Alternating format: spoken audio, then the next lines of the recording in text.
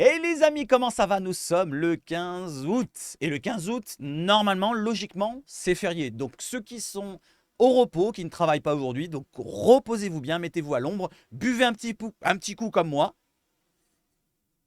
Et ceux qui travaillent, ben, courage à vous. Franchement, grosse force à vous. Je sais ce que c'est quand je travaille parfois les jours fériés alors que les autres ne travaillent pas. Je sais ce que c'est. Donc force à vous et écoutez-moi tranquillement parce que cette vidéo va être logiquement assez longue. Il y a un entretien qui a été délivré du côté de l'équipe de Roberto De Zerbi et qui est franchement, ça a l'air d'être une pépite. J'ai lu le début, il répond franco, il répond sur tous les dossiers, que ce soit le mercato, que ce soit la tactique, que ce soit tout ce que vous voulez.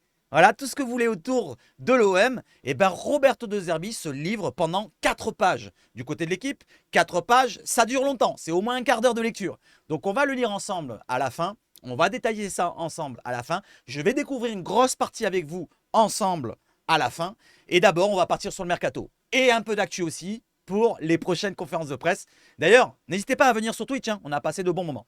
Avant cela, le petit soutien pour la chaîne. Ici, JPP, il attend son partenaire. Voilà, il attend son partenaire. Parce que ma femme, elle veut faire une autre peluche. Elle n'a pas d'idée. Alors, j'ai une idée dans ma tête pour faire une autre peluche d'une différente manière. D'enlever les jambes, pourquoi pas, de faire un buste pour qu'il puisse tenir tout seul, comme ça.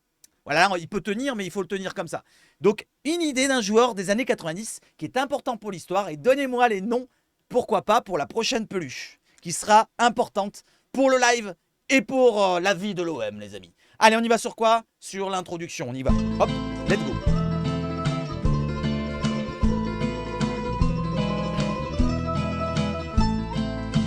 Allez, on commence par quoi? Par la une de l'équipe. Voyez un petit peu comment elle va être cette interview. Il y a deux paroles que j'ai voulu prendre, deux petites réponses qu'il a eues. Et c'est quoi? C'est je suis moins dans la verticalité et le jeu direct que tu dors. Je préfère un jeu de possession orienté sur la gestion des temps forts et le contrôle du ballon. N'est-ce pas?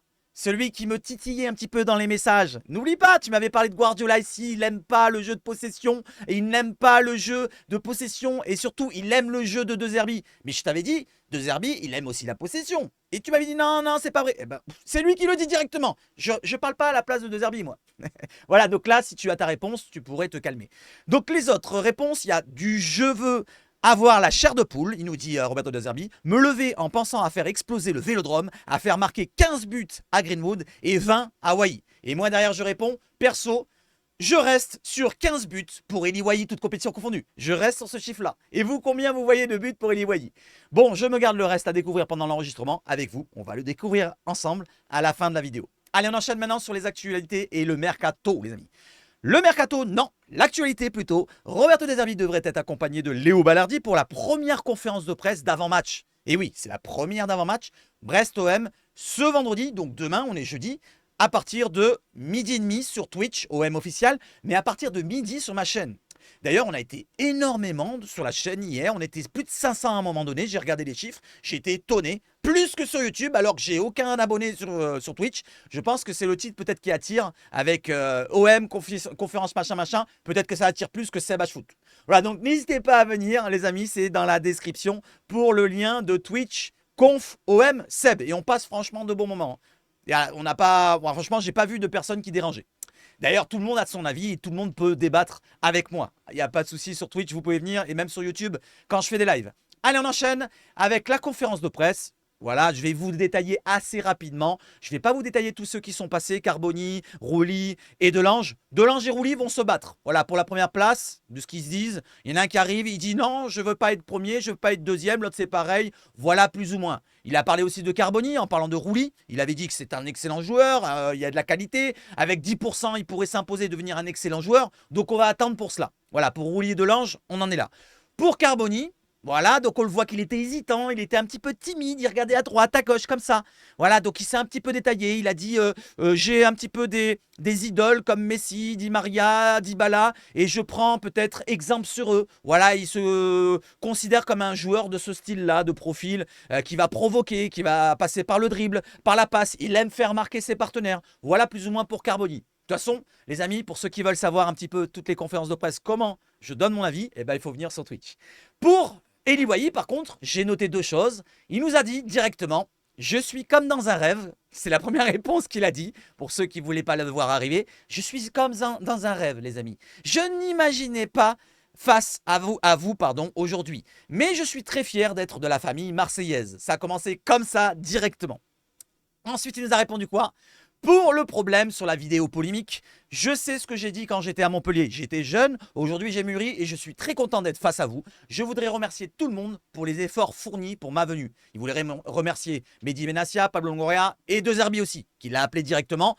Et lui voulait venir. Parce que vous allez voir la réponse de De Zerbi du côté de l'équipe. Il parle de Wai, il parle des joueurs qui sont venus et il parle des critères sur les joueurs qu'il veut à l'OM. Je parle de De Zerbi. Comment il les recrute? Ça, c'est intéressant sur la fin de vidéo, les amis. Allez, on y va, on enchaîne et on parle maintenant de l'actualité. Roberto De Zerbi et Giovanni Rossi rencontrera des groupes de supporters, j'ai oublié un R, de l'OM ce soir à 19h30. C'était hier. Ils ont déjà rencontré donc les groupes de supporters en compagnie de Pablo Longoria et de Fabrizio Ravanelli. Apparemment, c'était dans une bonne ambiance. Je n'ai pas entendu le mauvais retour pour l'instant. Il n'a pas beaucoup de retours. On va l'attendre dans la journée d'aujourd'hui.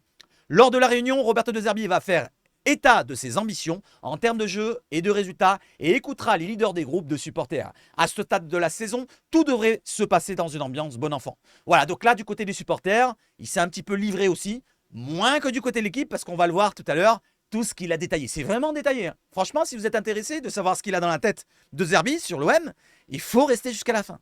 Je force un petit peu, mais c'est comme ça que ça fonctionne. Allez, on y va, let's go sur le mercato, les amis. Et on commence par quoi? Timo M officiel qui nous balance cette information-là, qui vient de lui-même. Je ne sais pas où il est sa source, mais on va dire que c'est pratiquement du vrai. Parce que je pense que, moi aussi, je pense que Luis Enrique devrait prolonger. Je ne vois pas pourquoi il ne prolongerait pas actuellement. Il est en confiance, il a fait une bonne prépa, il est tout seul sur le côté gauche. Même si on recrute un autre joueur, eh ben, il sera en concurrence. Voilà, il n'est pas mis de côté non plus. L'OM et Luis Enrique ont un accord pour une prolongation. Acté depuis des semaines. Tout sera entériné après le mercato. Logiquement, on aura après le mercato la news pour Luis Enrique signera pour 1, 2 ou 3 ans. Il était sous contrat jusqu'en 2026 si je ne me trompe pas ou 2025. Je ne sais plus, merde, j'ai oublié. Mais en tout cas, il va signer pour 2 ans de plus si je me souviens bien la proposition qu'il a eue. Allez, on enchaîne. Maintenant, on passe sur un autre joueur et on passe sur De Zerbi, sur Léo Ballardi. Il nous parle et ça, c'est du côté de l'équipe. Je vous ai mis un petit extrait pour voir un petit peu du côté de Ballardi pour sa prolongation. Il nous en parle justement. On verra quand on aura fini le mercato en parlant de son capitana, mais c'est lui qui commencera en tant que capitaine en parlant de Léo Ballardi. Ensuite, on verra. C'est-à-dire que pour l'instant, c'est pas figé que capitaine soit Ballardi toute la saison. Moi, je vous le dis, attention, Monsieur Højbjerg, je ne sais pas comment on le dit, mais je le dis comme ça, peut-être sera capitaine d'ici quelques matchs. Ça, j'ai cette idée-là et je n'en démords pas. Ça sera le patron de cette année. Je parle de Højbjerg. S'il n'a pas de soucis physiques, je pense que ça sera lui le patron. Vu comme je le vois là sur les matchs, je pense que ça sera le patron. Et avec le vécu qu'il a, ça ne m'étonnerait pas qu'il soit un des patrons peut-être. Allez, je vais rester vague. Peut-être que Ballardi va garder son capitana. Mais en tout cas, Højbjerg peut lui prendre. C'est De Zerbi qui choisira. L'Argentin devrait bientôt prolonger son contrat, actuellement sous contrat jusqu'en juin 2026. Donc là, une bonne nouvelle, c'est comme Luis Enrique. Est-ce que c'est une bonne nouvelle, Luis Enrique? Je pense que oui, ça nous fait plus de joueurs dans l'effectif. Et puis derrière, s'il est en concurrence avec pourquoi pas un Lucas Ocampos, ça serait intéressant. Voilà, je reviens sur Lucas Ocampos. N'hésite pas à revenir, hein. Voilà, on t'attend là. Allez, j'enchaîne maintenant avec le mercato et le départ de Simon Ngampantouetenbu. C'est officiel, vous voyez, c'est l'OM qui l'a relayé. Bonne chance à Simon, notre gardien de but de 21 ans, camerounais, est prêté pour une saison au Nîmes Olympique. Il aura au moins du temps de jeu. Certes, c'est en national, mais il n'avait pas tant de jeu. Que ce soit en réserve, pratiquement, il n'avait pas beaucoup de temps de jeu, ou avec l'OM officiel, c'est-à-dire en pro. Donc autant qu'il aille en national. Certes, c'est pas de la Ligue 1, c'est pas de la Ligue 2, c'est encore moins de la Ligue 1, je voulais dire, mais c'est de la nationale, c'est quand même un niveau proche du niveau pro de Ligue 2 et de Ligue 1 derrière. Donc on va dire, il aura du temps de jeu, il va peut-être revenir l'année prochaine plus fort. On l'espère, en tout cas, force à toi et donner de la force à Simon pour sa saison. Allez, on enchaîne avec un autre départ. Et un autre gardien, justement. On a recruté 2 gardiens, on les a annoncés hier, c'est Delange et Rouly. Et on fait de partir 2 gardiens, Simon et Paul Lopez. Ça y est, banco. Voilà, donc il est parti, il va partir. Paul Lopez va être prêté, attention. Il va partir, c'est pas à 100%, attention. N'oublions pas le cas de Com. On avait dit la même chose, mais là, c'est pratiquement fait, puisque derrière, écoutez, va être prêté avec option d'achat à Gérone en Liga. Montant de l'opération d'achat, de l'option d'achat, à la fin de l'année, 6,5 millions d'euros. Là, par contre, c'est pas beaucoup. Hein. Voilà, on réclamait une dizaine au début. Maintenant, on a descendu à 6,5. Ça fait pas beaucoup pour l'option d'achat en fin de saison. Le salaire du gardien espagnol sera pris en charge par le club de Gérone qui participera à la Ligue des Champions cette saison. Lopez est attendu en Espagne pour sa visite médicale dans les prochaines heures. Normalement, aujourd'hui, il devrait arriver en Espagne, faire sa visite médicale, signer son contrat pour une saison, pour un prêt. Et derrière, si l'option est levée en fin de saison, eh ben, il partira du côté de Gérone pour toute la fin de sa carrière, ou au moins une ou deux saisons, on ne sait pas, en tout cas on s'en fourra. Voilà, donc bonne chance à lui quand même, à Paul Lopez. On va pas lui cracher dessus non plus, le critiquer maintenant qu'il part. Et franchement, force à toi. Voilà, donnez de la force aussi à Paul Lopez, qui part du côté de Gérone et qui jouera lui la Ligue des Champions. Voilà, lui cet enfoiré. Allez, bonne chance Popo. Allez, on enchaîne maintenant avec les recrutements. Cette fois, on part sur Jonathan Rowe. Vous l'avez vu dans le titre. L'OM avance sur le dossier de Jonathan Rowe. Les positions se rapprochent avec Norwich concernant l'ailier gauche de 21 ans selon la Provence. Derrière, il y a deux Herbibol qui me dit « Oui, j'aime ces infos. On va bien finir par l'avoir, notre Jonathan David. » Non, c'est pas Jonathan David, c'est Jonathan Rowe. Où est l'article nous dit Taximage. Et je lui ai mis dans sa tronche, je crois, où quelqu'un lui a répondu « Tu regardes sur l'article de Paul Lopez, c'est marqué juste en dessous. » Et c'est effectivement marqué juste en dessous. Alors moi, j'ai détaillé différemment, j'ai pas écrit la même phrase, mais c'est la même information. Normalement, l'OM se rapproche, selon la Provence. C'est pas terminé sur Jonathan Rowe et on continue. On y va. Et avec Fabrizio Romano, je crois, si c'est ça, oui. Fabrizio Romano qui nous dit quoi? L'OM a envoyé ce soir, donc hier soir, donc ce mercredi soir, une nouvelle offre de prêt avec obligation d'achat. Obligation d'achat cette fois. Pour Jonathan Rowe. Rowe veut rejoindre l'OM. Et il insiste, il veut vraiment rejoindre l'OM Rowe. Les deux clubs sont toujours en pourparlers, rien n'est encore fait selon Fabrizio Romano. Du côté de l'Angleterre, il y a une information qui se rapproche, on parle de 9 millions de livres aussi et là, mais je ne vais pas vous citer de chiffres, parce que c'est vraiment un petit peu bizarre, hein, les chiffres qu'on sort. La dernière fois c'était 12 millions, ensuite j'ai entendu 9,5, ensuite j'ai entendu 10. Je reste vague moi, là je prends l'information à brut, Fabrizio Romano ne nous a pas donné de chiffres, je reste sur ça. Donc on va attendre dans les prochaines heures. En tout cas, ça discute toujours. L'OM fait le forcing pour le recruter. Il n'y a pas de départ vraiment avec une somme concrète, mais au moins il y a un départ avec un salaire qui est parti. C'est Paul Lopez. Le salaire, on ne payera plus pour Paul Lopez. C'est déjà une bonne chose. Il faudrait aussi un autre départ maintenant d'un joueur avec, pourquoi pas, un transfert sec. Pourquoi pas un Memba, pourquoi pas un Verretou, pourquoi pas un Ulysse Garcia, même si ce n'est pas beaucoup d'argent, ou pourquoi pas un Jonobli en tout cas, mais pourquoi pas tous ces joueurs-là. Amin Harit, qui n'est pas voulu apparemment du côté de Robert De Zerbi. Voilà, il nous faudrait de la maille. Il nous faudrait de la maille pour investir directement. Pourquoi pas arrêter de proposer des prêts avec option d'achat? Parce que c'est ça qui pose problème. Hein. Les clubs, ils veulent de la maille. Ils veulent de l'argent directement. Et là, on n'en a pas pour l'instant. On a investi quand même pas mal ces derniers temps. Avec Greenwood, avec ci, avec là. On a investi pas mal, les amis. Donc j'enchaîne. Allez, j'enchaîne les amis, j'enchaîne avec quoi? Avec un autre dossier, j'en ai parlé hier. Je vous remonte l'information d'hier pour mettre en lien avec une information qui tombait hier soir. Celle d'avant-hier plutôt, que j'ai reliée dans la vidéo d'hier plutôt, et celle d'hier soir tard de la Minute OM qui nous dit la même chose plus ou moins, mais en moins détaillé. Parce que je vais vous citer l'information que je vous ai citée avant-hier, qui vient d'Italie. L'OM s'intéresse toujours à Armand Loriente. La Juve, la Lazio, la Roma sont aussi dessus, en plus de Fenerbahçe et Galatasaray qui seraient un peu plus distants sur le dossier. Selon Moric 92, donc c'est un journaliste italien, Di Natale, je crois de nom, voilà, qui travaille du côté de Turin. Ensuite, l'information d'hier soir, c'est la Minute OM qui a repris plus ou moins la même chose. L'OM surveillerait toujours la situation de Lorienté. Ça reste vague, il n'y a pas d'informations supplémentaires, pas d'autres clubs qui sont intéressés aussi ou là. Donc on va rester dans le vague pour Lorienté. L'OM suit toujours ça de loin. Voilà, on est toujours de loin à voir Lorienté. Au cas où, si Jonathan Rowe se fait pas, peut-être que le deuxième plan B ou le plan C ou le plan, je ne sais pas combien on est, à quel étage on est maintenant, les lettres d'alphabet, peut-être ça sera Lorienté.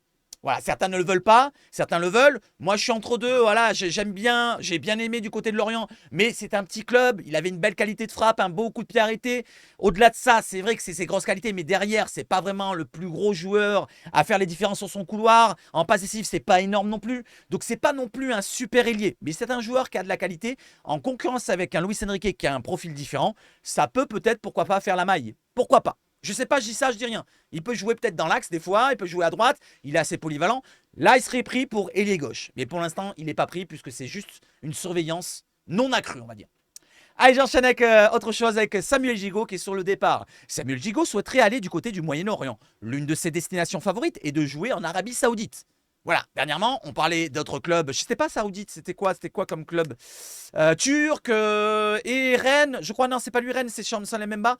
Lille. Lille, Turc et je sais plus quel club. Et il n'était pas intéressé apparemment Samuel. Donc là, apparemment, il veut aller en Arabie Saoudite. C'est son projet de sa carrière. Je pense que le salaire fera la différence.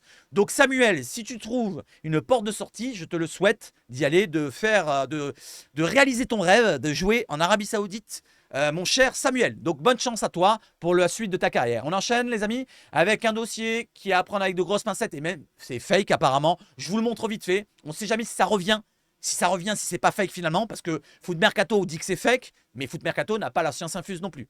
L'OM s'intéresserait à Ivan Illich. Vous vous souvenez, il y a 2 ans, je crois qu'on s'était intéressé, qu'il était allé des As Vérone à l'époque. Il est parti du côté de Torino et aurait proposé une offre de 15 millions d'euros au Torino. Ça reste avec des grosses pincettes. Selon la Stampa. Putain, il y a un gros moustique qui vient de passer. Selon la Stampa. Donc Ivan Illich, c'est un milieu de terrain. Je ne vais pas vous détailler le profil. C'est un milieu de terrain assez polyvalent. Milieu central, milieu défensif. Qui reste un petit peu dans l'axe. Pas sur les côtés. Donc on en recherche un actuellement. On recherche un milieu central. On parlait de Ricci dernièrement. On parle de lui. Ricci, c'est son partenaire du côté de Torino. Mais ça ne revient pas à cette information-là. Voilà où nous en sommes pour ce petit milieu de terrain.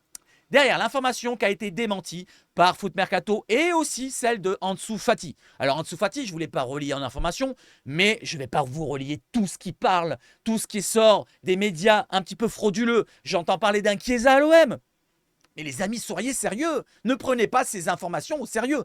Je vous le dis pour vous, pour votre bien. Ne prenez pas tout au sérieux, les amis. Je vous l'ai déjà dit combien de fois. Chiesa, c'est pratiquement 1 million par mois de salaire. Est-ce que vous pensez que l'OM peut se positionner sur des joueurs de 1 million par mois? Parce que lui, il veut partir peut-être de la Juve. La Juve ne le veut pas. Mais si la Juve ne le veut pas, il va aller où? Il va chercher un gros salaire encore une fois. Il va aller à l'Inter qui était intéressé dernièrement. Il va aller peut-être en PL ou peut-être en Arabie Saoudite. Mais à l'OM, est-ce qu'on est peut-être armé pour lui proposer un salaire aussi énorme? Je ne pense pas qu'il baissera son salaire. C'est un joueur qui est star. C'est un joueur qui est en Serie A, en Italie, et qui même en équipe nationale, à Squadra Azzurra. C'est pas un joueur qui viendra à l'OM, à moins que je me trompe. Voilà, ça, je touche du bois, j'espère me tromper. Voilà, je touche du bois, c'est pour qu'il vienne. Moi, je veux qu'il vienne, pourquoi pas. Mais je pense pas qu'il viendra. Voilà, à 99,9%. On ne sait jamais, on laisse un 0,1. Donc, je parlais de Chiesa et de Ansu Fati et de Illich. Normalement, ça, c'est du fake. Apparemment, les deux. Même si les deux, c'est pas comme Chiesa. Hein. Ça pourrait, pourquoi pas, on ne sait jamais. On ne sait jamais. Allez, j'enchaîne avec quoi, les amis? On termine sur le mercato et on termine par Ryan Assad. Vous vous en souvenez de cette petit post du côté de Instagram? Il avait fêté l'anniversaire, il avait souhaité l'anniversaire de Chancel Mbemba. C'était 2-3 jours après la fameuse altercation entre Chancel Mbemba et Ali Zarak. Vous vous en souvenez à l'entraînement? Derrière, il lui avait dit quoi? Sale cousin, tu me parles pas comme ça ici et là. Et il avait mis Happy Birthday cousin. Bon, on pouvait le prendre à la rigolade, mais ils l'ont pris au sérieux au club. Moi, j'avais dit dans ma vidéo, le lendemain, je vous avais dit, ah, il va être convoqué, il va prendre une sanction, vous allez voir, pour rigoler. Mais derrière, ils n'ont pas rigolé du côté de l'OM. Ils ont regardé la vidéo de Sebastian Foot, ils se sont abonnés, ils ont liké, ils ont partagé, n'est-ce pas, Pablo? Et ils ont dit ça. Écoutez, Ryan Assad, jeune Olympien sous contrat avec l'OM, a été mis à pied par le club, mis à pied directement. Après avoir cété joyeux anniversaire à Chancel Mbemba en l'appelant cousin. Le joueur est en attente de la décision du club qui pourrait le sanctionner. Alors après, pour l'instant, c'est juste une mise à pied, c'est pas très grave. Je pense pas qu'il y aura une sanction, c'est juste pour peut-être lui mettre les points sur les i, les barres sur les t et lui dire bon écoute, c'est bien, tu t'es bien amusé, mais te fous pas trop de notre gueule s'il te plaît. Je pense que c'est normal, qu'il y a un rendez-vous. Mais une mise à pied qui pourrait amener des sanctions, je ne sais pas si on n'est pas trop sévère là. Une sanction, ça serait quand même sévère. Je ne sais pas ce que vous en pensez. Donnez-moi votre avis sur ce dossier-là et on enchaîne derrière. Allez, on enchaîne avec une petite réaction. Ça, c'est sur l'entretien qu'on va lire ensemble. Regardez, écoutez pour voir un petit peu, pour vous mettre l'eau à la bouche. C'est juste après, vous inquiétez pas. Roberto De Zerbi se livre à l'équipe sur sa vision du chantier olympien. Un entretien à découvrir en détail ensemble en vidéo. On est ensemble. Voici un passage sur les critères importants aux yeux de De Zerbi lors d'une signature de nouveaux joueurs. Donc, pour voir un petit peu qui recrute, regardez les critères qu'il a du côté de De Zerbi. Quels sont les critères? Ça, c'est la question en jaune. Vous voyez en jaune? Quels sont les critères? Je vais vous mettre en plus gros, tiens, comme ça, vous voyez mieux. C'est bon, vous voyez mieux? Vous voyez la fin? Ah, vous ne voyez pas le 2, mais c'est pas grave, je vais vous le lire. Quels sont les critères qui guident la signature d'un joueur pour vous, monsieur Roberto De Zerbi? Ce qu'il a dans le sang. Et il montre, il se tape le bras avec l'index. Le caractère, la volonté. Voyez par exemple, Il a voulu venir à tout prix et c'est ce qu'il m'a dit tout de suite au téléphone. Donc ils se sont parlé et il lui a dit directement, Eli Wahi, à Roberto De Zerbi, je veux venir, absolument. Voilà, au moins c'est rédhibitoire dans l'autre sens, on va dire. Greenwood, c'est le premier joueur que j'ai appelé. J'ai parlé avec son père, qui doit avoir le même âge que moi. Je l'ai averti sur l'exigence du club en lui disant « l'OM, c'est l'OM ». Il m'a répondu « je me souviens de l'OM historique qui a joué des finales de Coupe d'Europe ». Il parle des années 90, parce que Roberto De Zerbi, il a quel âge? 45 ans, je crois, 46. Il est à peu près un peu plus vieux que moi. Donc il connaît les années 90. Il connaît le gros OM des années 80-90. Donc derrière, il nous a dit ça.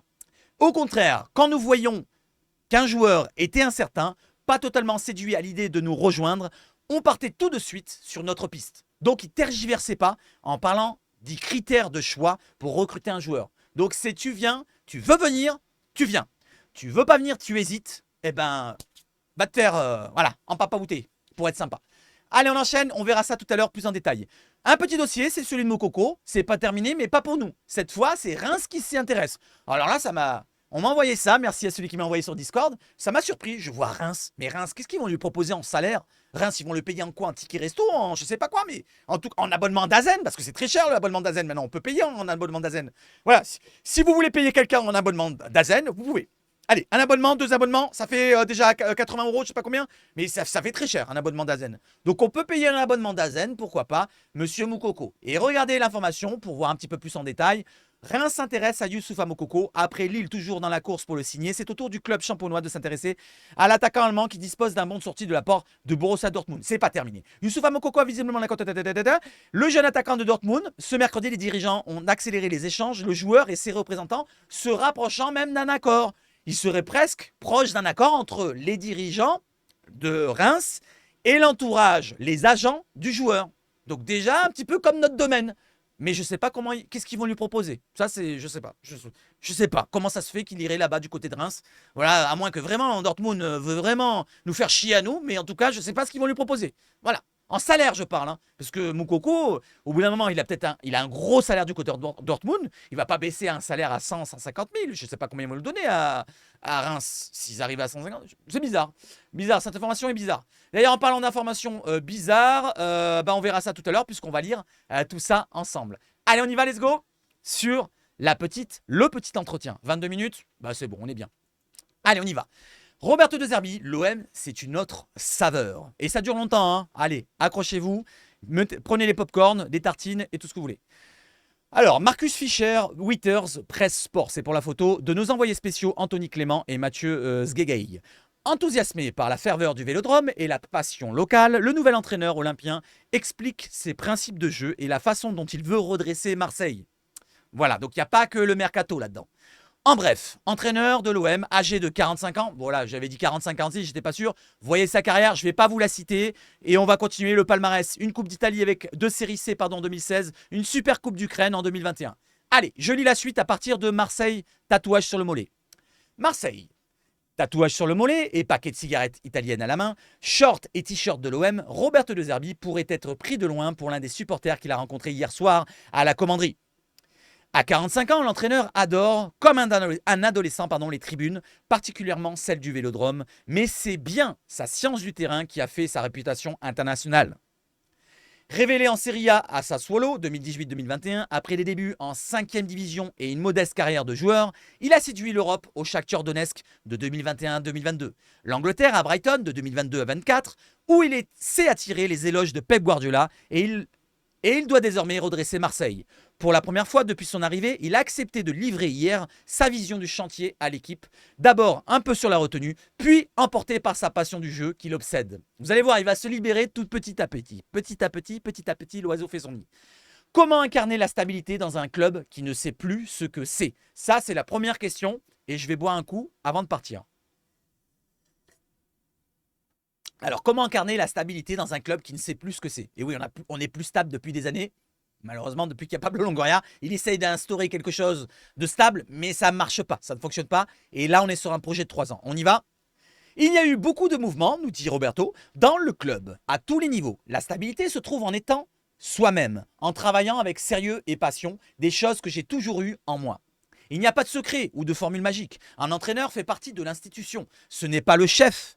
Sur le terrain, je suis responsable. Ça ne veut pas dire que je commande, mais je veux contrôler mes idées de jeu. Donc il veut driver, mais ça ne veut pas dire qu'il est le chef. C'est pas lui qui va tout diriger. Il veut driver juste les idées de jeu. Ensuite, deuxième question. Parce qu'il y en a plein, hein, les amis. Hein. Attendez, ça va tout doucement. Il y en a plein. Et ça va être intéressant plus on avance. Avez-vous analysé les matchs de la saison dernière où ce n'était pas utile car tout change? Pour avoir affronté Marseille avec Brighton, nous dit Roberto, en Ligue Europa, 2-2 et 0-1 là-bas avec le but de João Pedro, si je me souviens bien, je connaissais beaucoup de joueurs. J'avais vu Balerdi, Rongier, qui est en train de revenir. D'ailleurs, tiens, une information, Rongier est en train de revenir, on le savait, on l'avait vu dans le collectif, mais là, il est en train de revenir, selon Roberto. Murillo, Kondogbia, Harit, on en a ajouté d'autres pour changer un peu la mentalité. C'était nécessaire par rapport aux caractéristiques de ceux que nous avions. Je pense que lorsqu'il reprend une équipe 8e, voilà, que lorsqu'on reprend une équipe 8e de la saison passée, qu'il a un contrat de 3 ans et des idées différentes, un nouvel entraîneur est obligé d'insuffler un changement radical dans l'équipe. Après, chaque entraîneur, dans sa propre idée du football, mais il ne fait rien seul. Les acteurs principaux, ce sont les joueurs. Ce seront les joueurs qui devront faire ce qu'il faut sur le terrain. Lui, il leur inculque une idée, des préceptes de jeu. Si les joueurs ne comprennent pas, au bout d'un moment, il ne faudra pas trop en vouloir à l'idée de Roberto De Zerbi. Ça sera aussi les joueurs. Mais après, moi, je vais vous dire, pour un petit peu taper, pas sur Roberto De Zerbi, mais on verra dans le futur, si ça ne fonctionne pas, n'oublions pas que c'est lui qui a choisi en accord avec la direction. Il n'est pas tout rose non plus si ça ne fonctionne pas. Roberto De Zerbi a choisi les joueurs. Attention. Mais bon, c'est pas grave. Pour l'instant, on est dans le positif et on continue. En septembre dernier, une crise avait éclaté entre la direction et les supporters, provoquant le départ de Marcelino. Avez-vous pensé à ce contexte avant de vous engager? Il est clair que quand tu vas travailler dans un club, tu analyses toutes les choses difficiles, désagréables qui pourraient exister autour. Mais il y a aussi de belles choses. Je connais la pression, les difficultés inhérentes à ce club, mais je sais que mon choix s'est porté sur l'OM pour toutes ces raisons aussi. Il estime il espère avoir de la pression. Il veut de la pression et des difficultés aussi. Voilà, il veut pas que ça soit trop simple. Voilà. Marseille, c'est différent. C'est une autre saveur que n'importe où ailleurs. Si tu réussis au LOM, et si tu réussis à l'OM, c'est très important ça, c'est encore plus beau. Si tu réussis à l'OM, c'est que tu as vraiment passé un cap en tant que coach. Je continue. Je suis moins dans la verticalité, je vous l'avais mis ce message, et le jeu direct de Tudor, pardon. Je préfère un jeu de possession orienté sur la gestion des temps forts et le contrôle du ballon. Il veut être, dominateur dans son jeu. Voilà, il veut pas laisser l'adversaire dominer la rencontre et dicter le jeu. Voilà, dicter le rythme, essayer là. Non, c'est lui qui veut le faire. Vous êtes arrivé avec un staff étoffé et un conseiller personnel, Giordano Rossi. Était-il primordial d'être autant entouré? Ces choses nouvelles dans l'organigramme, comme le directeur de la performance Marcello Yaya, ou Yaya, je ne sais pas comment on le dit, ont surtout été apportées par Pablo, le président Longoria. Il y en a d'autres que j'ai demandé pour faire mieux, pas pour mon avantage personnel, mais pour le club. Le plus important, ce n'est pas le président ni le coach, le plus important, c'est l'OM, les amis. N'oubliez pas ce que je vous ai dit. Le président, c'est pas le plus important, le coach, c'est pas le plus important, c'est l'OM. L'OM, c'est une entité. L'OM, c'est un club, c'est pas la direction. Comme je vous l'ai dit, la direction ne représente pas l'OM, c'est des personnes. Et là, il le dit très bien. Ce n'est pas le plus important, ce n'est pas le président, ce n'est ni le coach. Le plus important, c'est l'OM. Et ça doit être clair pour tous les salariés du club. Tous. Qu'on va de Longoria jusqu'au mec qui fait la cuvette des chiottes. Voilà. Tous. Pareil. Vous pouvez partir à tout moment. L'OM restera là. Et nous, on restera là, les supporters aussi. Comment le faire comprendre? Avec l'exemple que tu donnes tous les jours, sur et en dehors du terrain, le respect que tu montres et les quelques règles que tu mets en place. Grâce à Mehdi Benassia, le conseiller de Longoria, qui a beaucoup travaillé dans ce sens, j'ai trouvé une ambiance tranquille. Je peux seulement penser à travailler, organiser les choses pour réussir. Ici, pardon, j'avais oublié ici. Je continue. Pourquoi n'aviez-vous pas signé en 2022 quand vous aviez discuté avec les dirigeants? Je voulais déjà venir à cette époque, sans parler des aspects financiers ou de construction d'effectifs. Je crois que ça ne s'est pas fait à cause des divergences entre le directeur sportif Javier Ribalta et Pablo Longoria. Donc c'était entre les deux, le choix était difficile entre les deux. Avec mon staff, on avait longuement étudié l'effectif. Il y avait des joueurs comme Gerson, Under, voilà, il ne va pas citer tous les joueurs. Cette fois, Pablo et Mehdi ont tout fait dans leur comportement et leur discours pour que ça se fasse. Il parle de sa venue. Ils m'ont respecté, m'ont fait me sentir important. Ils ont été adorables et honnêtes avec moi. Ce n'est pas le nom du club qui est important, mais ce que je ressens. Le rapport avec les dirigeants, quand on discute et qu'on se comprend rapidement sur comment on veut jouer, sur ce dont on a besoin, sans vendre du rêve, mais en se disant la vérité. Je pense qu'on a trouvé l'accord en même pas 5 minutes. Donc ça a été réglé en 5 minutes, même pas. Voilà, le fait qu'ils viennent à l'OM. Ça a été réglé assez rapidement. Je continue. À part Donetsk, vous avez toujours dirigé des outsiders dans leur championnat, alors que l'OM est souvent en situation de dominer en Ligue 1. Ce challenge peut-il vous faire évoluer? On a l'obligation de gagner ici. Donc à l'OM, tu es obligé de gagner. Parce que les joueurs sont meilleurs sur le papier que les concurrents. C'est un avantage pour moi. Au Shakhtar aussi, j'avais une équipe qui devait tout le temps l'emporter. C'est sûr, ça change de Brighton, qui n'est pas en première ligue, ce qu'est l'OM en Ligue 1. Mais nous sommes prêts. Voilà, donc là, c'est très important, il se sent prêt. Il sent que son effectif est prêt, son équipe est prête. Il manque encore quelques retouches avec le mercato qui n'est pas terminé. Et il va en parler après. La devise de l'OM est droite au but. Or, Brighton faisait l'inverse avec vous, en étant l'équipe qui faisait le plus de passes dans son camp pour aspirer l'adversaire. Craignez-vous que votre jeu ne soit pas compris par le Vélodrome? Ah non, là, il se trompe du côté de l'équipe. On est quand même assez analyste sur cela, du côté des supporters marseillais, je trouve. Voilà, on voit quand le jeu est fait pour attirer l'adversaire, pour avoir justement des espaces, pour pourquoi pas se créer des occasions. On le sait que ça va avoir des occasions derrière, et lui va le dire. Moi aussi, je veux aller droit au but. Voilà, justement. Mes équipes ont d'ailleurs toujours mis beaucoup de buts. Le problème, c'est que quand tu n'arrives pas à marquer, que ce soit sur une séquence d'une seule ou de 10 passes, il ne faut pas subir de contre-attaque. Et en Ligue 1, c'est compliqué, parce que c'est un jeu de transition. On va voir ça, il va en parler justement après. Peut-on toujours être le même entraîneur, quel que soit le club? Non. Là, direct. L'entraîneur doit s'adapter au championnat, au type de joueur à sa disposition, c'est la priorité. Si j'ai beaucoup changé de pays, ce n'est pas pour apprendre des langues. C'est pas pour apprendre l'ukrainien, l'anglais, le français, l'italien. Bon, il parle déjà l'italien, vous voyez ce que je veux dire?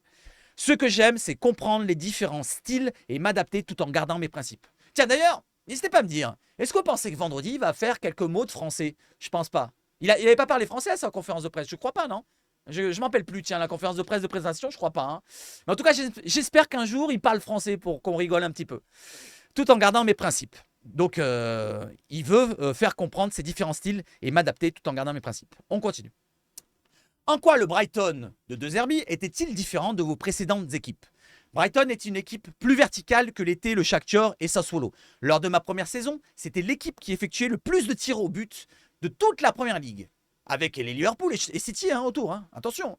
Avec Welbeck, Mitoma, Marsh, Enciso. J'avais des joueurs verticaux. Verticaux, ça ne veut pas dire qu'ils sont comme ça, comme des frites. Ça veut dire qu'ils vont vers l'avant, quoi. Qu'ils ne vont pas tergiverser dans le jeu. C'est pas, voilà, vous voyez ce que je veux dire. C'est pas des gratteurs de ballon.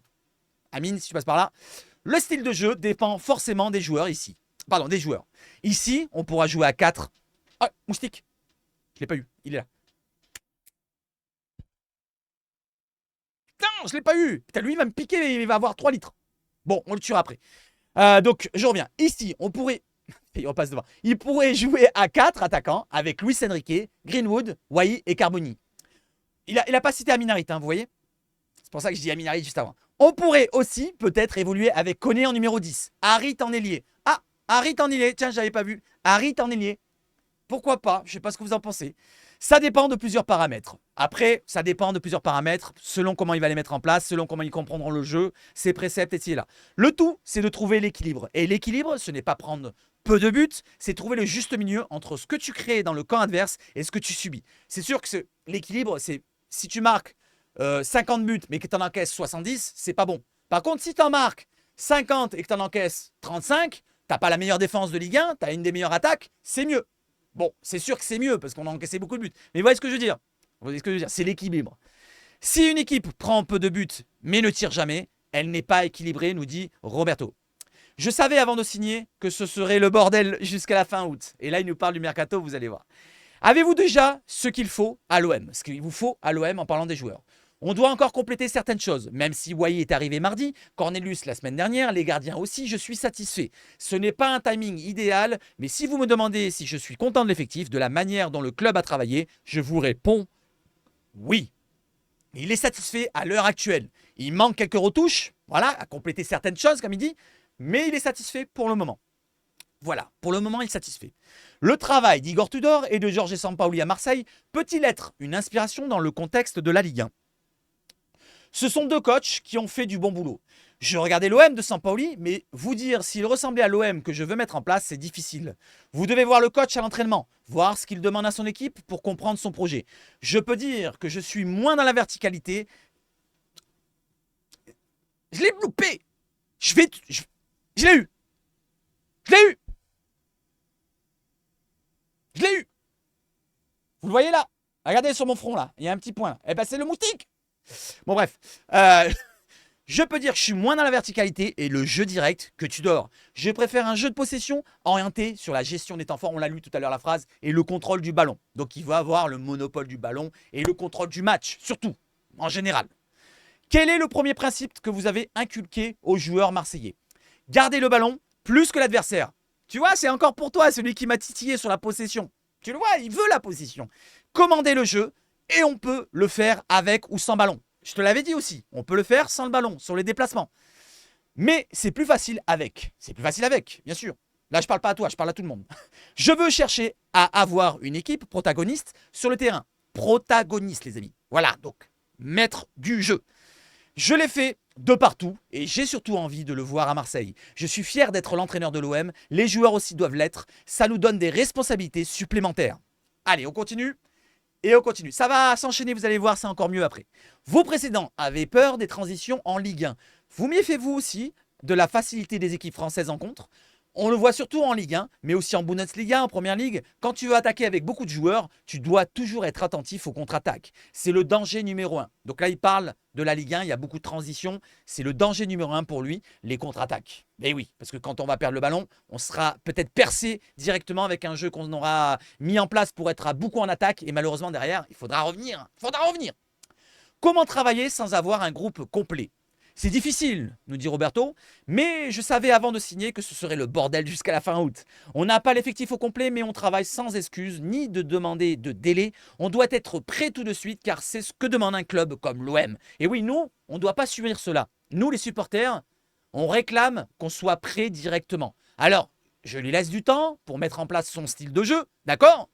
Mais que ça tarde pas, ça tarde pas trop. Ça tarde pas trop parce qu'on va être vite impatient, les amis. Je sais pas ce que vous en pensez.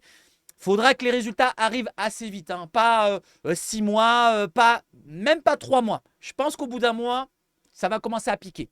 Mais j'espère, je pense que ça va fonctionner. On a vu une montée en puissance dans les matchs de pré-saison. Certes, c'est des matchs, certains vont dire amicaux, mais moi je parle de pré-saison. C'est des matchs de pré-saison. C'est des matchs de préparation. Mais quand même, on a vu du mieux. Donc j'espère qu'on continue à montrer du mieux pour samedi. Et c'est déjà dans 2 jours, les amis, ça va très vite. Quel objectif voulez-vous atteindre cette... Ah, il parle d'objectif. Quel objectif voulez-vous atteindre cette saison? À la fin du mercato. Bon voilà, au moins vous savez qu'il ne donnera pas la réponse tout de suite, mais il va être un petit peu à vous dire quelque chose. On pourrait être un peu plus précis sur nos objectifs. Mais le premier et le plus important, c'est de rendre fiers et heureux tous ceux qui suivent l'OM, du propriétaire à la marée de supporters. Les rendre fiers des joueurs et du coach qu'ils ont. On doit voir si on a tout de suite une équipe soudée, avec un cerveau et une âme. Vous aussi, avec un cerveau et une âme. On travaille sur ça. Les attentes sont hautes, mais on les accepte. Nous avons des joueurs forts et je ne suis pas du genre à me cacher si je ne réussis pas ma mission. Il est en mission, les amis. Il veut réussir. Il veut que tout le monde soit heureux à l'OM. Moi aussi, je vais être heureux. Vous voulez être heureux, les amis? Moi, je vais être heureux. Quels sont les critères qui guident la signature d'un joueur? On l'a parlé tout à l'heure. Et je vous le relis vite fait, comme ça, si vous ne l'avez pas écouté, je vous le redis. Ce qu'il a dans le sang, il se tape le bras avec l'index. Le caractère, la volonté, Wai par exemple, il a voulu venir à tout prix et c'est ce qu'il m'a dit tout de suite au téléphone. Greenwood, c'est le premier joueur que j'ai appelé, j'ai parlé avec son papa, qui doit avoir le même âge que moi, donc 45 ans à peu près. Je l'ai averti sur l'exigence de ce club en lui disant « L'OM, c'est l'OM, mon petit ». Il n'a pas dit mon petit, mais l'OM, c'est l'OM. Papa de Greenwood. Il m'a répondu, je me souviens de l'OM historique qui a joué des finales des Coupes d'Europe. Donc t'as rien à me dire, mon petit Roberto. Là, lui a dit, mon petit. Au contraire, quand nous voyions qu'un joueur était incertain, pas totalement séduit à l'idée de nous rejoindre, on partait tout de suite sur une autre piste. Donc si un joueur est incertain, il hésite un petit peu, ouais, je sais pas si je viens ici et là. Ok, au revoir, ciao, allez, va jouer à Brest. Ou je sais pas, où tu veux. Voilà, j'y Brest au hasard, excusez-moi les Brestois, mais en tout cas on est là. Je continue. Je veux avoir la chair de poule. Là, c'est très important. Je veux avoir la chair de poule, me lever en pensant à faire exploser le Vélodrome, à faire marquer 15 buts à Greenwood et 20 à Wai. Mais moi, je vais inverser la truc. Je vais inverser la chose et je vous dis, ça sera 15 buts pour Wai et entre 18 et 20 buts pour Greenwood. Je pense que je suis dans le bon, dans le juste. Et vous? Combien vous voyez les deux marqués? Tout à l'heure, je vous ai demandé pour Wai, mais les deux, je vous demande, les deux. Quels sont les critères techniques?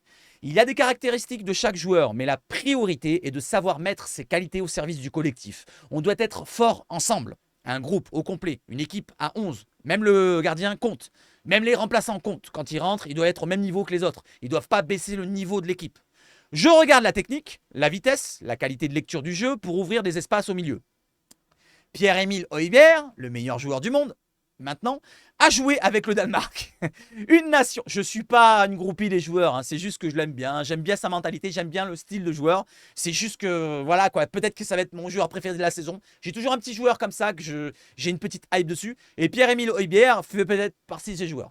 A joué avec le Danemark, une nation qui joue un football similaire à celui qu'on veut pratiquer. Et Tottenham le faisant l'an dernier avec Ange Postecoglou. Lilian Brassier a également les qualités pour, comme Ismaël Koné, qui est un milieu de projection capable de marquer des buts. On l'a vu, le but qu'il a mis contre Sunderland. Ismaël, si tu me regardes, abonne-toi, like et partage. Et les commentaires, franchement, il est magnifique ton but. Lui aussi voulait très fortement venir à l'OM. Donc il a forcé pour venir, Ismaël Koné. Certes, Watford n'avait peut-être pas les moyens de le retenir. C'était Watford dans le club. Donc on l'a recruté, on a investi et il est chez nous. Donc Ismaël Koné, si tu n'es pas là samedi, soigne-toi bien ta cheville. Parce que n'oublions pas, il était un petit peu touché. D'ailleurs, tiens, parlant de toucher, conférence de presse, Carboni a dit qu'il était touché pendant la semaine. C'est pour ça qu'il était absent lors du dernier match contre Augsbourg. Il n'a pas joué. Mais c'est pas grave, il a dit qu'il sera présent. Tous les joueurs seront présents après-demain. Que ce soit Rouli, Delange, Wai, disponible aussi, et aussi Carboni. Ils sont tous disponibles. Il n'y a aucun absent. Peut-être Ismaël Koné. Pour l'instant, on ne sait pas sa cheville où elle en est. Voilà, on va voir. Peut-être qu'il en parle après, j'ai pas vu. L'aisance au pied des gardiens et des défenseurs est-elle non négociable? Voilà, là j'ai plus lu à partir de là, on va voir un petit peu la suite. Et même un petit peu avant, j'avais pas lu. L'aisance au pied des gardiens et des défenseurs est-elle non négociable? Ça fait partie des choses que je regarde, comme la vitesse pour les défenseurs. J'observe le jeu au pied des gardiens, les sorties aériennes aussi. On m'a dit que Paul Lopez avait souffert sur ce point-là par le passé.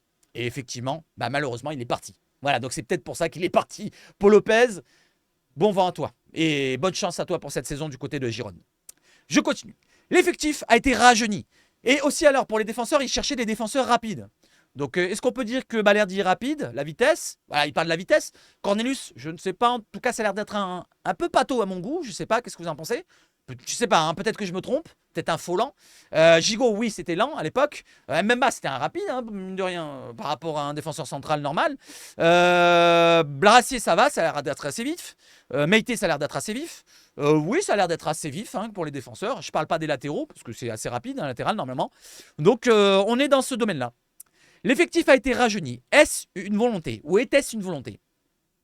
Ce sont les circonstances, nous dit Roberto. Pierre-Emerick Aubameyang, 35 ans, je ne voulais pas qu'il parte. Voilà, donc on voulait avoir encore de l'expérience avec Aubameyang devant. Imaginez-vous comment il aurait encadré les joueurs. Imaginez-vous la dinguerie, on aurait eu Pierre-Emerick Aubameyang, en plus de Wai, de Greenwood, de Carboni derrière, de tous les joueurs qu'on a recrutés là. Ça aurait été franchement... D'ailleurs, en plus, il aurait joué peut-être côté gauche. Aubameyang à gauche, Eli Wai devant, à droite Greenwood, derrière Carboni ou Harit. C'est pas mal quand même, les amis. Putain, c'est pas mal.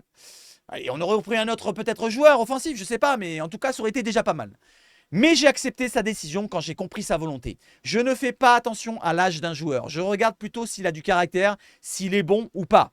Il y a des jeunes qui ont du caractère et des vieux et plus vieux qui sont bons mais qui ont peur. À Brighton, j'avais Adam Lallana et James Milner qui avaient presque mon âge. Oh, il abuse un peu. Qui avaient presque mon âge. Et ils étaient des exemples en tant que professionnels. Oui, bon, Milner, il est peut-être ancien. Il a peut-être 37, 30. Je ne sais même pas s'il a 37 ans. 36, 37, 38. Allez, je vais rester vague. Et Adam Lallana aussi, je pense. Même pas 35 peut-être. Mais il n'a pas 45 quand même. Il a abusé.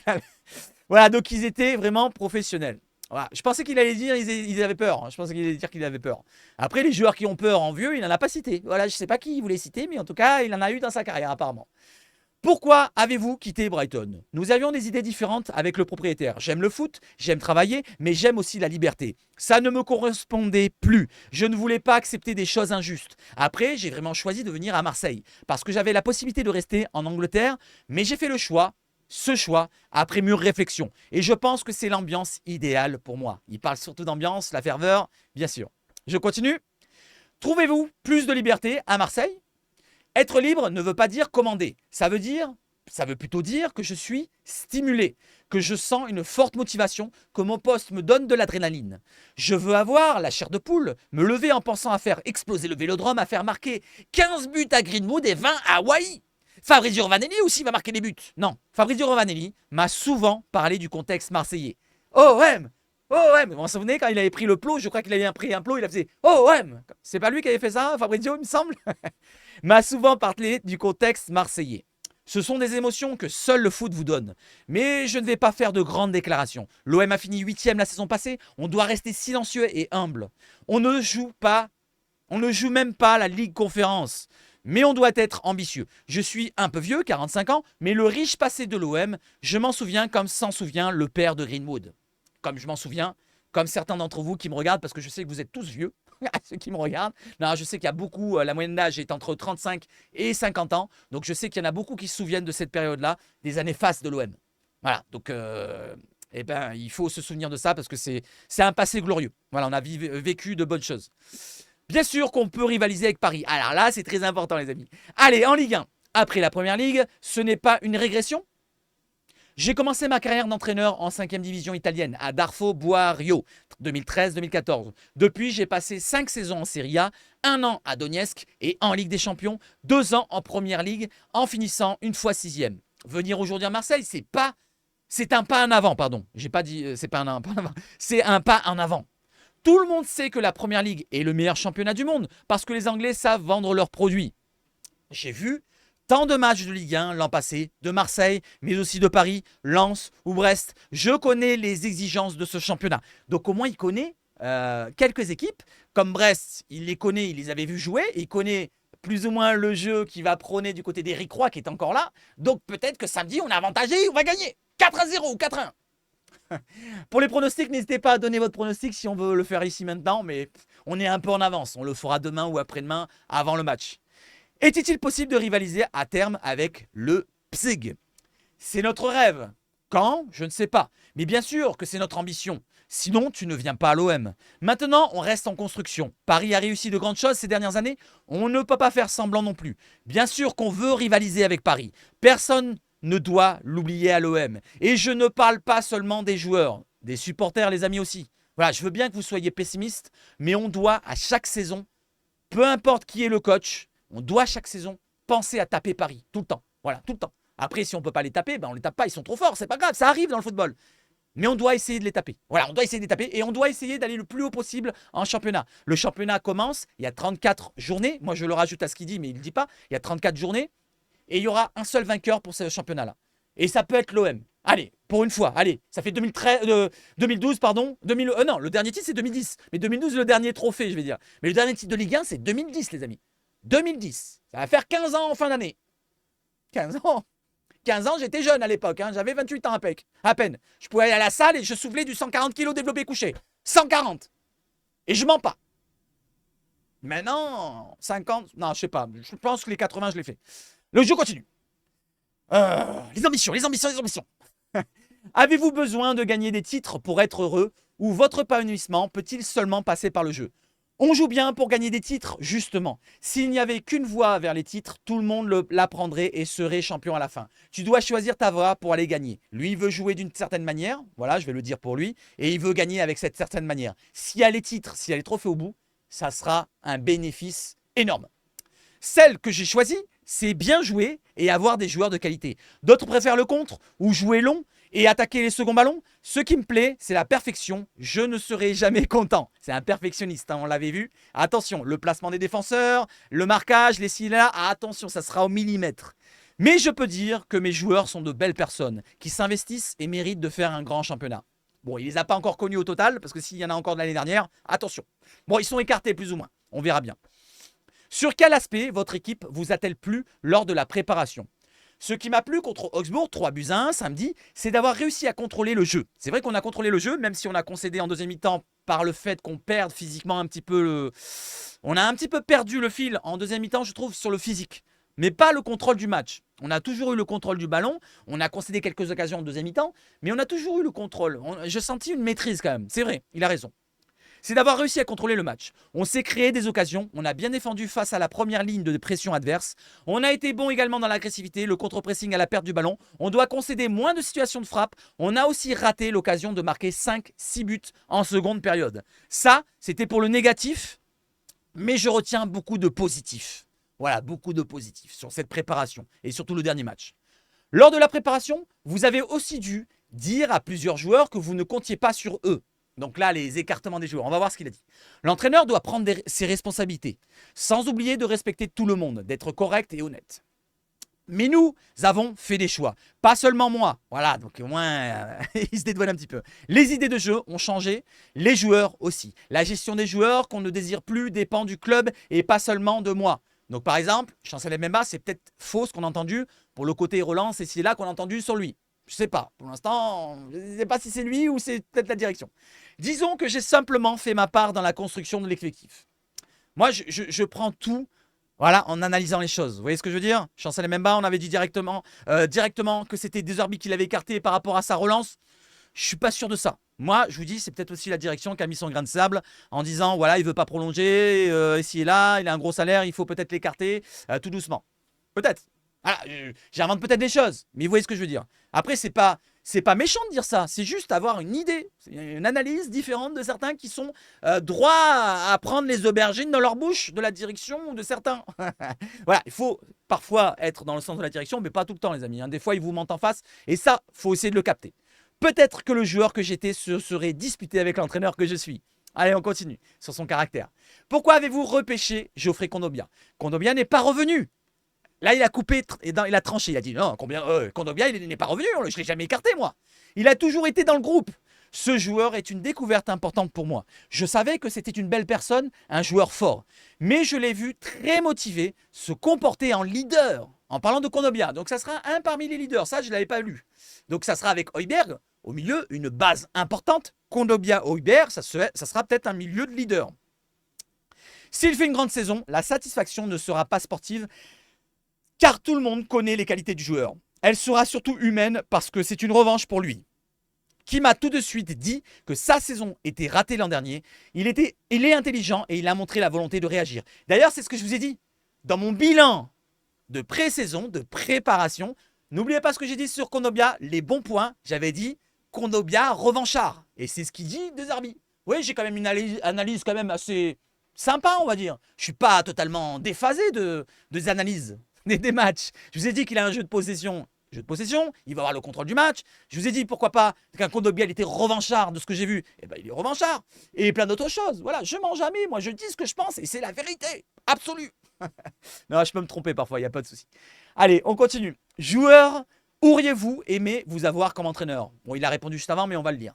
Peut-être que le joueur que j'étais se serait disputé avec l'entraîneur que je suis. Il tape ses poings en riant. Il tape ses poings, peut-être comme ça. C'est-à-dire, il serait battu avec sa propre personne.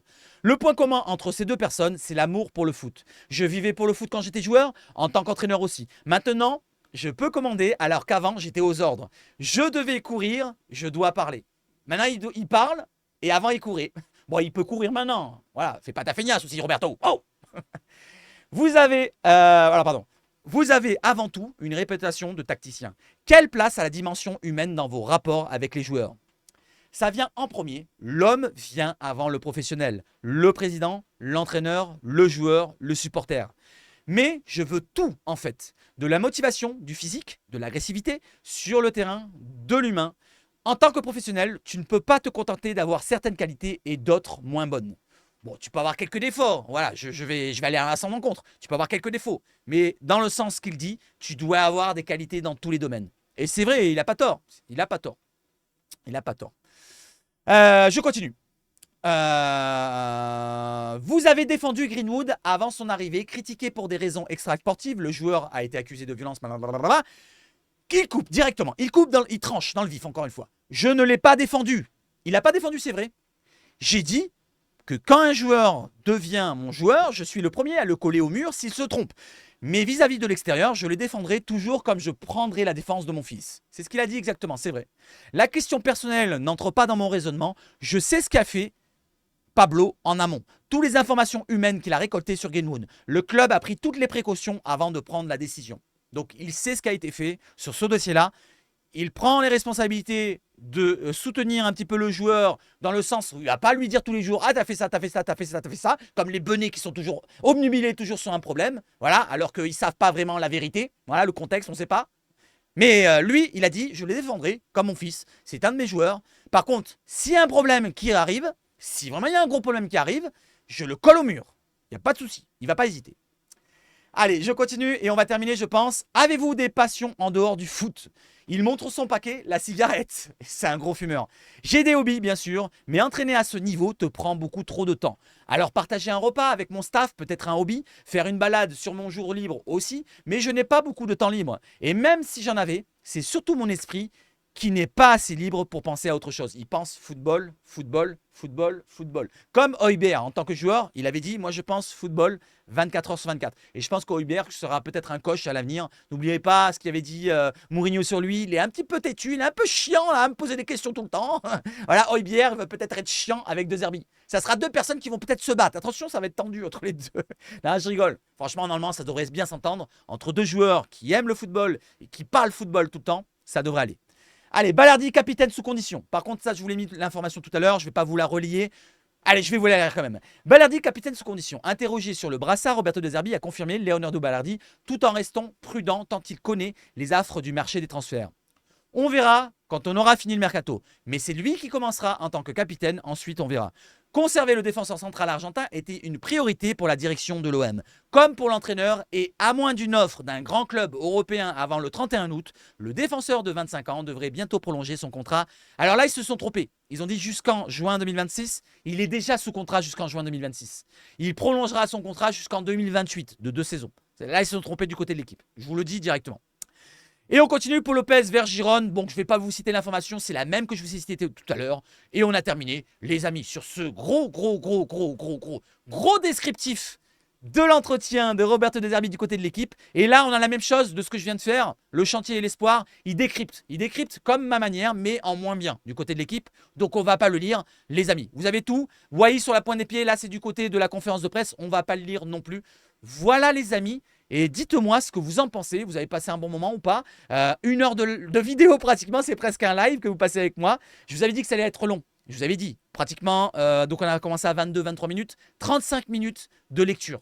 Voilà, 35 minutes de lecture, de décryptage. Ça prendrait un quart d'heure, 20 minutes à lire directement, sans vraiment donner mon avis. Mais je vous donne mon avis sur tout à chaque fois. Vous savez comment je suis. J'essaie d'analyser toutes les choses pointilleusement.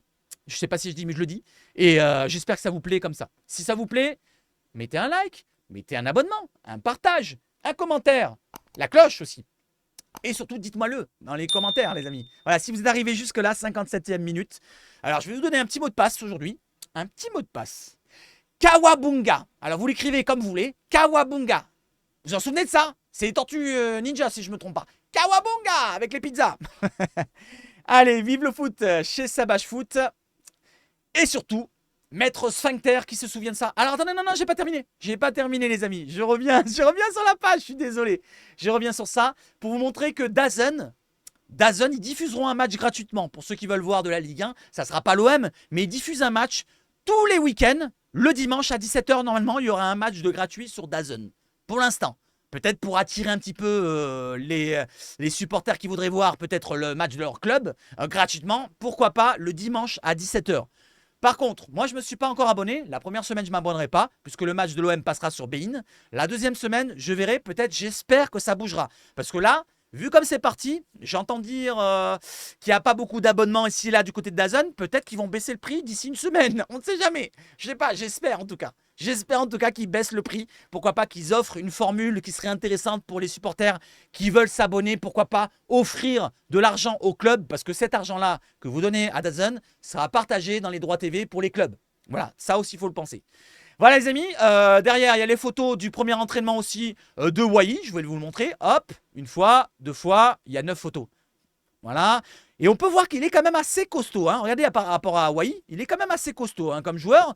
Je ne le voyais pas aussi costaud que ça. Franchement, il est quand même assez tanké. Regardez les veines sur son mollet, sur les cuisses, même sur les bras. Il est quand même assez tanké, le petit Eli. Voilà les amis. pour les dernières photos, images, tout ce que vous voulez. Et on va rafraîchir la page pour finir comme il faut. Tchac, tchac, tchac. Il n'y a pas d'information. Non, non, non, c'est pas une information. On va aller voir chez Fabrizio. Je pense qu'il n'y a rien à cette heure-ci. Voilà, 5h du matin. Putain, 5h du mat. 5h du mat, les amis. Je suis un dingue. Allez, c'est bon, il n'y a plus rien. Allez, vive le foot chez Savage Foot. On se retrouve demain matin. Et surtout, demain pour la conférence de presse. Hein. N'oubliez pas sur Twitch. Sur Twitch, absolument. Vive le foot chez Savage Foot. Et surtout, allez l'OM. Ciao, ciao. 1h pile. 1h de vidéo. 1h de vidéo, les amis. Je suis désolé.